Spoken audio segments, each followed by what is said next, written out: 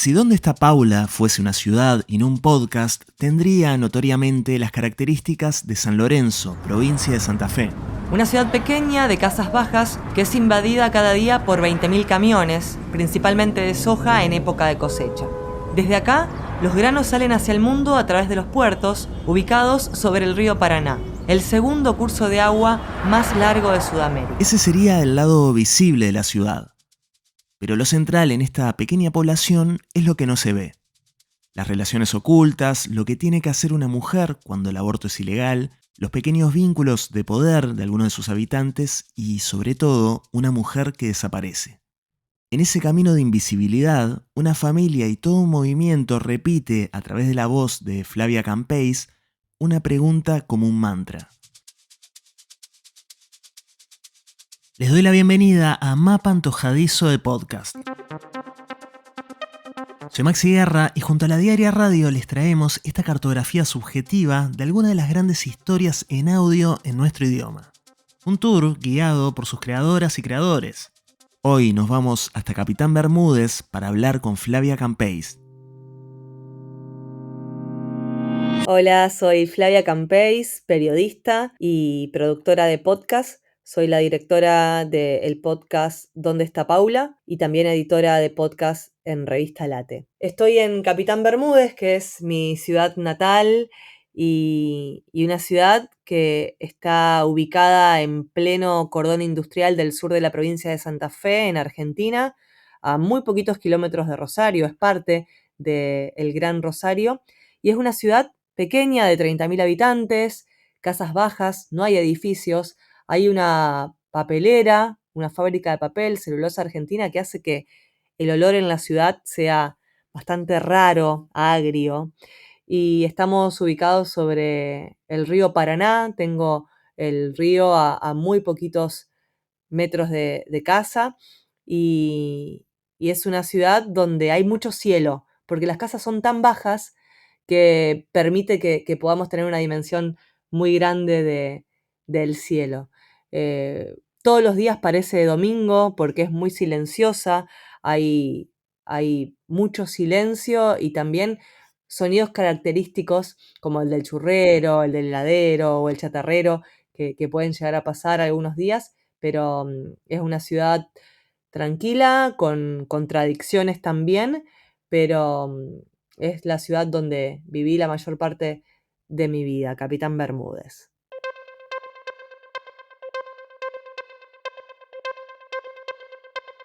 Bueno, Flavia, bienvenida al Mapa Antojadizo de Podcast. Vos tenés una experiencia larguísima en radio, en prensa gráfica. Parece natural que en un momento esos caminos confluyan en un podcast, pero ¿qué hizo que esta historia, Dónde está Paula, tomara esa forma definitiva? ¿Por qué no fue una crónica escrita? ¿Por qué no fue otra cosa y sí un podcast?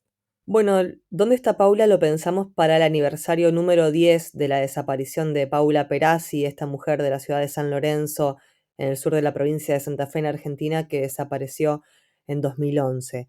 Entonces, cuando se cumplían 10 años de su desaparición, pensamos que era necesario poder hacer una producción periodística que trascienda en el tiempo y que perdure, que pueda quedar y que lo podamos escuchar o recurrir a ella en cualquier momento. Porque Paula, esto no es spoiler, Paula sigue desaparecida y la pregunta ¿dónde está Paula?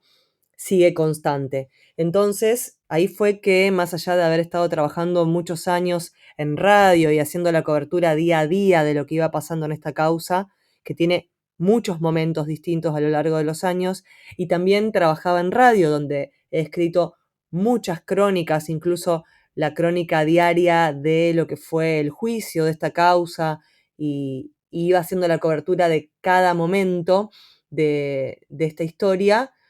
Pensamos que el podcast era una herramienta que nos podía permitir reunir todo ese material que teníamos muy disperso y muchas entrevistas, algunas las perdimos porque no lo habíamos pensado para un podcast 10 años después, pero mucho material lo teníamos, podíamos hacer entrevistas nuevas y podíamos generar esa producción que reúna y que trate de tomarse el tiempo para explicar algunos momentos de la historia que necesitaban más tiempo y que necesitaban otros recursos también para para darle un poco más de contenido y de estructura a determinados momentos que tal vez en un texto escrito se nos escapaban o pasaban un poco más desapercibidos. Así que fue por eso, porque teníamos y ya venía haciendo un recorrido en lo que es podcast y documental radiofónico, y también porque en cuanto a lo económico es mucho más accesible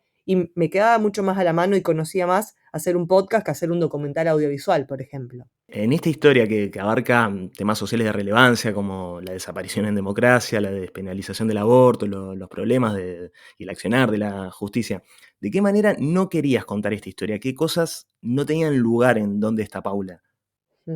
No quería que esté una única mirada.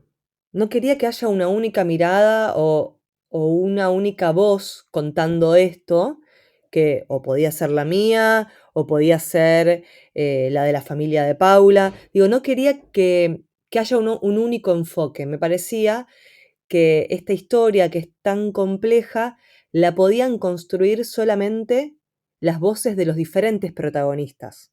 Entonces en eso nos propusimos una tarea muy compleja que fue intentar buscar la mayor cantidad de voces de los acusados, de la familia, de quienes trabajaron en la búsqueda, de jueces, fiscales, abogados de la familia y abogados de los acusados. Entonces queríamos que al no tener una única versión de lo que pasó con Paula, todavía no hay una realidad o una única verdad, entonces teníamos que llenarla de verdades, digamos, de miradas, para que también quien escucha pueda construir con esa polifonía de voces, pueda construir su mirada o lo que podía interpretar de la historia.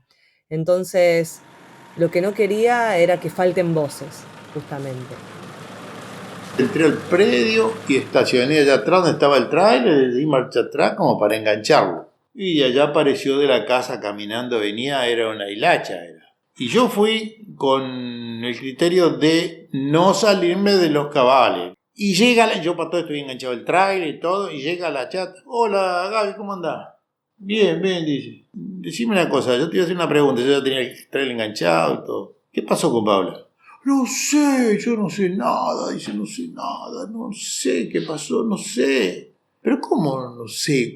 Decime, vos y Paula suficientemente grandes, si tuvieron algo, o si tienen algo, escuchame, es muy claro esto, lo arreglamos y se acabó.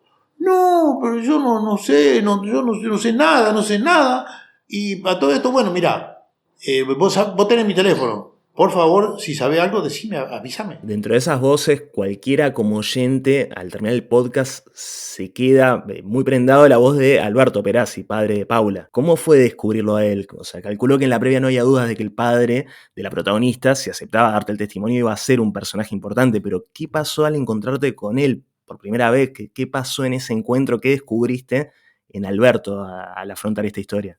Sí, en realidad mi vínculo con Alberto y con su familia, con Alicia también, la mamá de Paula, pero mi vínculo con Alberto es desde el principio de la historia.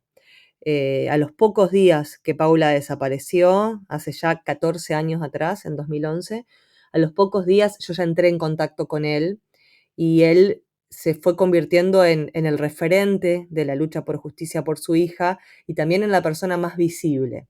Si bien también su madre, parte de su familia, lo acompañaban en las movilizaciones y en diferentes etapas de esta causa, Alberto es una persona muy fuerte en el sentido de su presencia por esta búsqueda y se convirtió a su vez en referentes para otras búsquedas, para otros pedidos de justicia.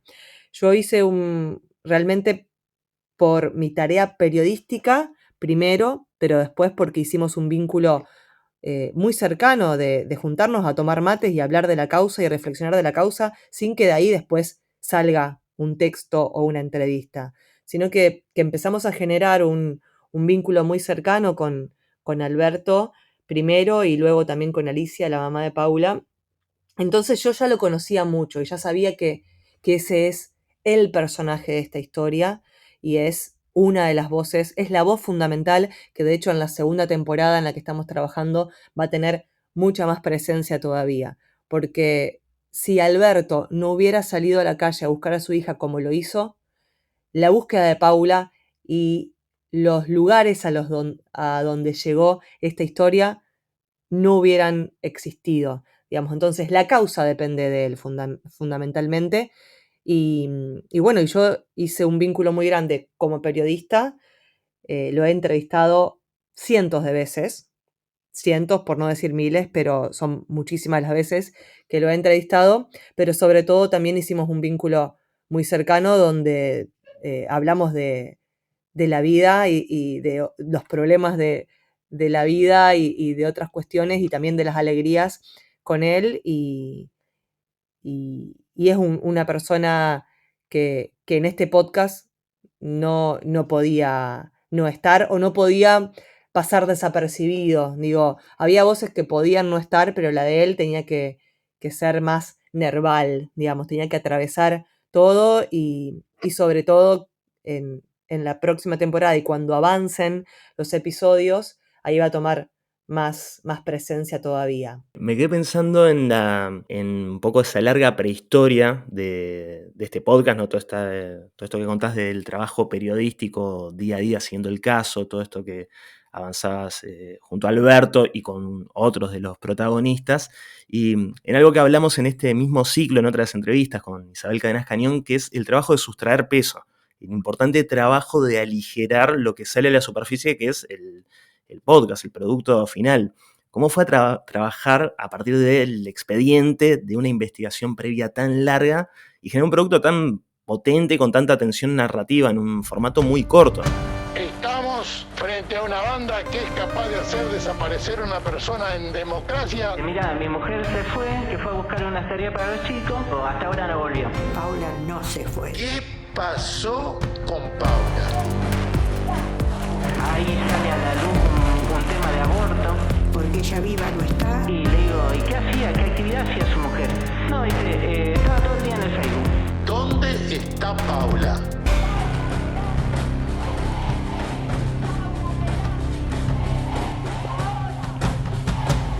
¿Cómo fue esa cuestión de sustraerle peso a algo tan amplio y, imagino, mareante? Sí, realmente fue lo más complejo, porque hay 7.000 páginas de expediente judicial que dicen mucho, que tienen mucha información, que periodísticamente hay momentos en que son impresionantes, que decís esto no puede ser, digamos, porque es muy complejo y tiene muchas idas y vueltas y muchos recovecos esta historia. Entonces, ¿cómo hacer para esos 7.000 papeles, esas 7.000 hojas, convertirlas en algo interesante? Entonces, por ejemplo, el expediente judicial, que era lo más denso, pesado y que además lo teníamos impreso, no está ni siquiera digitalizado, o está escaneado, pero digo, había que recurrir a leerlo a mano y tipear lo que íbamos encontrando. Entonces, en eso, lo que nos propusimos es cómo hacerlo sonar a ese expediente judicial y cómo extraer de ahí información que nos ayude a reconstruir la historia. Entonces, por ejemplo, los chats, que son parte del último episodio y que cuentan mucho de los temores de Paula y de lo que ella sentía, los chats que Paula mantiene con un amigo, eso estaba en el expediente judicial. ¿Quién te dijo que te iba a pasar algo a vos? Y los quistecitos que tengo en el útero. Bueno, yo ya te dije. ¿Qué? Que no es un riesgo interrumpir. El tema es hacerlo en un lugar serio, no en una cueva con una bruja. Entonces nos propusimos cómo mostramos esto, cómo lo contamos. Entonces recurrimos a una actriz y a un actor para que interpreten esos chats textuales. No hay nada recreado, sino que es interpretado. Y después también cómo ir encontrando en toda esa información que, claro, no sé, que haya 5 cambios de carátula en una causa judicial, ¿cómo se lo cuenta? Para que no nos vuelva loco al oyente y al que está escuchando y al que lo está escribiendo. Entonces, bueno, sobre todo hubo que depurar mucho y decir, bueno, esto me encanta porque es súper periodístico y súper atractivo periodísticamente, pero no lo puedo poner porque no sirve de nada, porque distrae o porque no le suma al modo en que estoy contando. Entonces tratar de ver qué es lo que había que contar sí o sí y qué es lo que, bueno, podía quedar de lado. O, por ejemplo, momentos en que, por ejemplo, mostramos que una llamada importante que le hacen a Paula duró 31 segundos. Además de la ubicación sobre dónde quedaba el locutorio, el informe de la empresa de telefonía reveló otro dato. Esa llamada había durado 31 segundos. ¿Qué tipo de conversación dura 31 segundos? ¿Qué se puede decir en 31 segundos? 1, 2, 3. Eso está en el expediente judicial. Lo habíamos escrito en noticias periodísticas en el diario, lo escribí y conté, una llamada duró 31 segundos, pero ahí pasó y no tuvo importancia.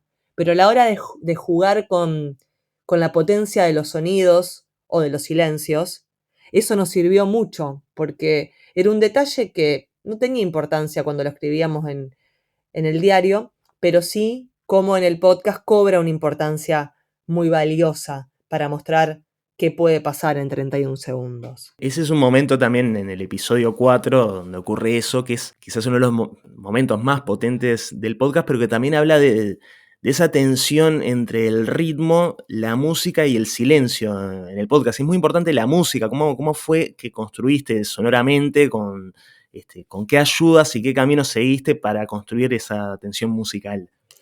Bueno, yo siempre digo que cuando se puede hay que trabajar con amigos y con amigos en los que confías plenamente. Y así fue un poco el trabajo de Dónde está Paula, porque los músicos, que son músicos muy grosos de acá de Argentina, y justamente de esta ciudad que les describí, son de Capitán Bermúdez, de mi ciudad, y José Mateucci, Julieta Ciasi y Francisco Mateucci, ellos hicieron toda la banda sonora original con una excelencia que me parece que es fundamental para el podcast, que le da un acompañamiento y una potencia que no lo hubiera tenido si estaba solo la narración y una cortina que descargaba de internet. Porque ellos conocen la causa, la siguieron desde siempre, han estado en las movilizaciones por Paula Perazzi, entonces tenían un involucramiento en la causa y a su vez como artistas aportaron creativamente su mirada, y yo no entiendo nada de música, y ponía música de tensión, ponele, o escribía el guión y ponía acá que se genere, que el oyente se pregunte sin parar qué pasó. ¿Por qué se tardó tanto?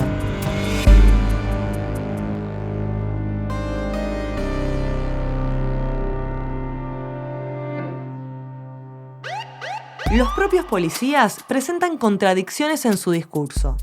Creo que eso es lo que nos permite el podcast, trabajar interdisciplinariamente, en este caso con músicos o con actores o con quien te aporta desde las artes o desde otras artes esa mirada. Y creo que en ese sentido hicieron un trabajo muy bueno con la música original creada exclusivamente para ambientar cada una de esas atmósferas, y también uno de ellos fue quien editó después el trabajo final. Entonces, fue también una interpretación del guión, pero también un ida y vuelta muy cercano. Nos sentábamos juntos y me decían, bueno, preparamos esta música, te la queremos mostrar y ver si va acá. Y entonces yo diciéndole, sí, pero acá me gustaría que dure un poco más este tema o que corte antes. Entonces, bueno, fue mucho de ese trabajo artesanal y de extrema confianza, ¿no? En ellos también. La tensión central está entre lo oculto y lo visible continuamente, o sea, dentro de la propia historia, antes de la desaparición de Paula, esta cuestión de relaciones ocultas y la lucha por visibilizarlas, hasta la propia Paula invisibilizada, y esa tensión continua entre lo que se oculta y lo que se muestra, y ese camino me parece de mostrar, no solo a través de un podcast en un inicio, sino mostrar que este es un caso por el que se sigue luchando, que ha pasado un montón de tiempo y es algo que no se vuelve a invisibilizar, sino que hay mucha gente pujando por mostrar. Me parece que, claro, no hay otro camino que el de seguir mostrando. Uh-huh. Sí, gracias por esa reflexión, porque también tiene que ver cómo me voy a parar como narradora. Esto no lo dije en ningún lugar todavía, lo hemos hablado con vos, sí, te lo he comentado, que acaba en esta segunda temporada va a haber un cambio en la voz narradora, que voy a seguir siendo yo, pero no va a estar tan distante como en la primera temporada, porque claro, en la primera temporada hablamos de los primeros días, y en esos primeros días como periodista yo sí los conté, pero me enteré después, digamos, fue como contar algo que ya había pasado.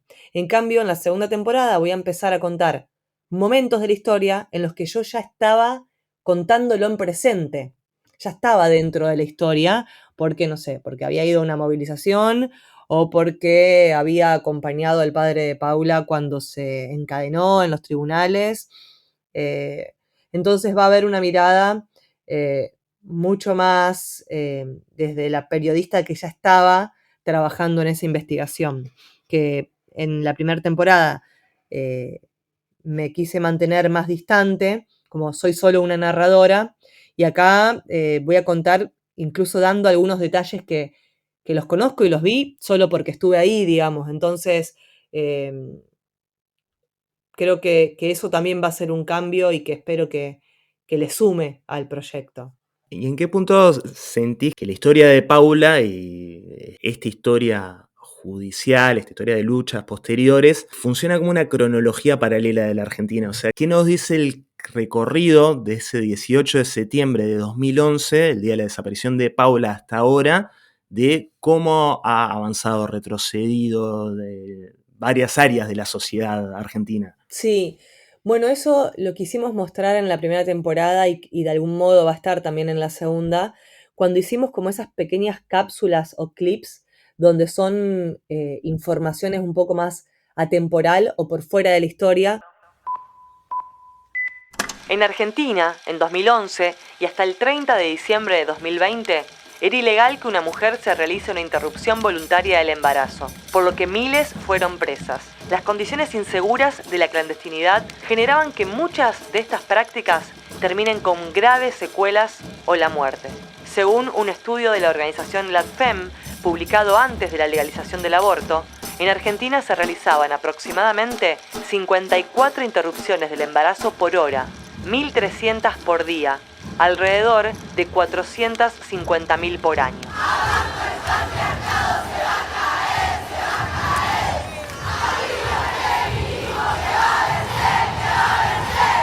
Habla, por ejemplo, del aborto y de los momentos en que cuando Paula desapareció en Argentina el aborto era ilegal. Y la principal hipótesis es que a Paula le hicieron un aborto en el que murió. Entonces, cómo esos miedos que Paula tenía a abortar iban de la mano con lo que pasaba en el país. En el país era ilegal abortar y luego cuando hay una condena, en el caso de Paula, esa condena se da el mismo día en que se legaliza el aborto en Argentina. Entonces es una causa que va muy de la mano con lo que va pasando y con lo que va pasando también, por ejemplo, en los movimientos feministas en Argentina, porque al principio, en 2011, si bien ya por supuesto que había toda una lucha feminista y un gran movimiento en Argentina, pero a lo largo de los años la presencia del feminismo en las calles empieza a acompañar esta causa y empieza a tomar las banderas de esta causa. Y por ejemplo, se nota en que Alberto Perazzi no está más solo pidiendo justicia por su hija en la calle. Va con las banderas del feminismo y de diferentes agrupaciones y organizaciones sociales que lo acompañan. Entonces, por ejemplo, en las movilizaciones por el Ni Una Menos, que se dieron en Argentina a partir del 2015, Alberto Perazzi es el único hombre que encabeza la movilización Ni Una Menos en esta zona del país, o en los 8 de marzo, en el Día de la Mujer, Alberto presente, el padre de Paula, en esas movilizaciones. Entonces, cómo lo que iba pasando en el país iba acompañando la causa e iba transformando la causa y mutuamente, ¿no? Porque yo siempre digo que como periodista y como periodista con perspectiva de género y feminista, también me fui formando junto a la causa por la desaparición de Paula y a las diferentes formas que las movilizaciones feministas fueron tomando en la última década o en los últimos años en Argentina. Y desde esa perspectiva, ¿cómo te relacionás con el true crime? Era claro que esta historia se tenía que contar como un true crime, te agarrás de este género en particular porque sentís que, bueno, le das formalmente el camino, o es como una cosa de decir, bueno, voy a aprovechar esta etiqueta de alguna manera para romperla y llevarla para donde quiero contar. ¿Te interesa el true crime per se? O decir, bueno, esta es la forma en la que tengo que contar esto. Mira, realmente, ¿Dónde está Paula?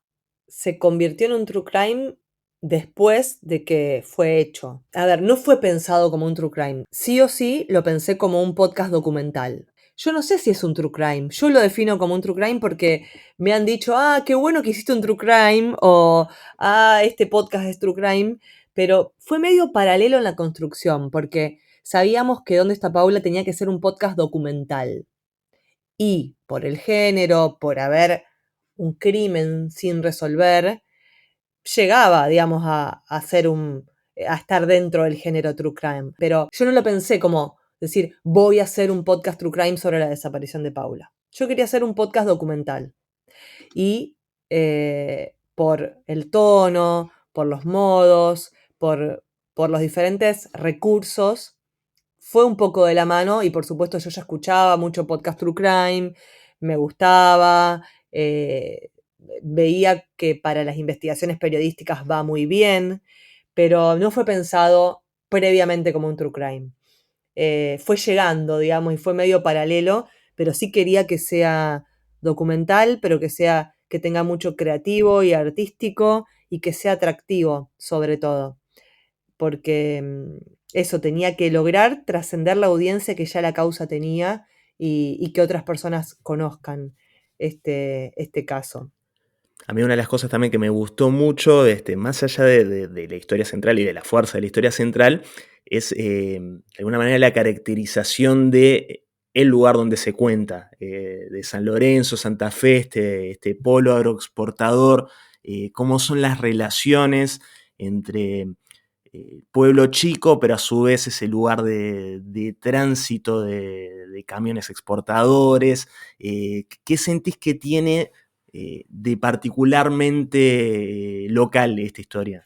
Esta historia es inminentemente local, pequeña en el sentido de la zona que abarca o en la que tiene influencia, pero a su vez es universal y es enorme por lo que se cuenta, por lo que pasó, por lo que implica. Entonces tiene mucho de eso, pinta tu aldea y pintarás el mundo.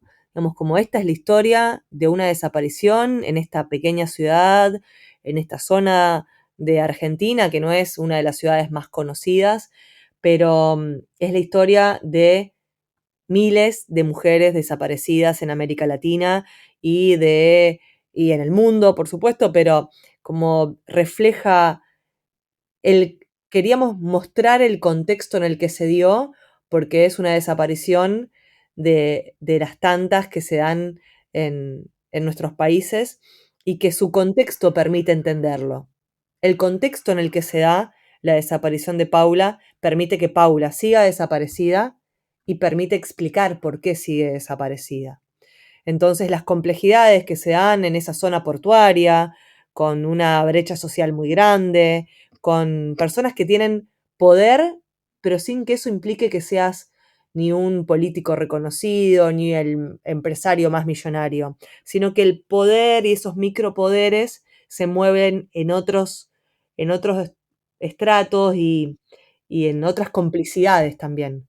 Que esas complicidades que da el poder de tener poder en esta región te hace que tengas a un amigo policía, que el juez viva cerca de tu casa o el fiscal viva cerca de tu casa y lo tengas que cruzar todos los días en la calle. Entonces, creo que había que mostrar eso, que no es que esto es el gran caso de corrupción de, no sé, Panama Papers, pero que las pequeñas corrupciones y los